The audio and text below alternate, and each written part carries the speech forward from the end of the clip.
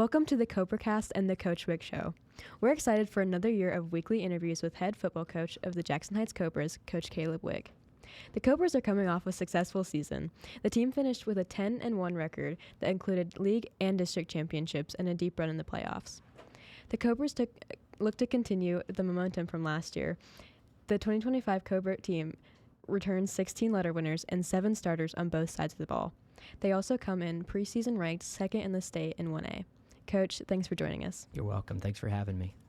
Let's start by talking about the motivation we have going into this season and what you saw from your team this summer and in the first couple weeks of practice.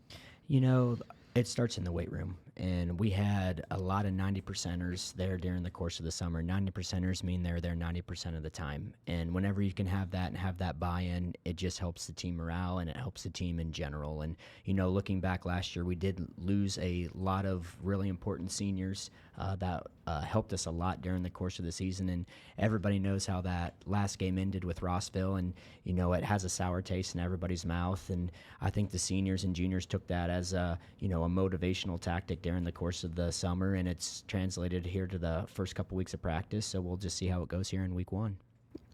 As I mentioned in the opening, we come in with some expectations, ranked as high as second in the state in some publications.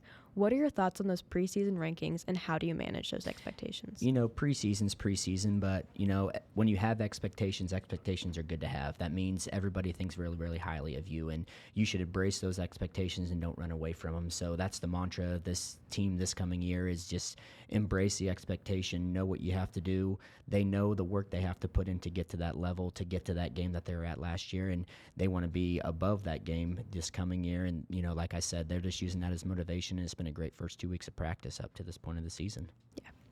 The Cobras will travel to Mission Valley for their preseason jamboree on Friday.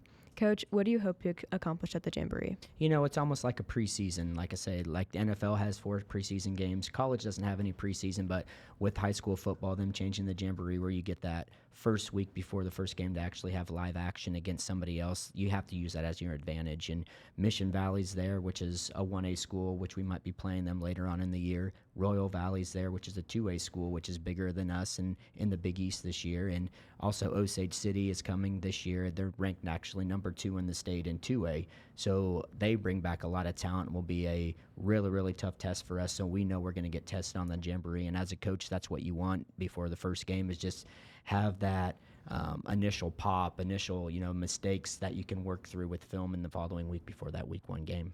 Yeah. Final question for you, Coach. You return all of your assistant coaches again. Can you speak on how important it is to retain your entire coaching staff?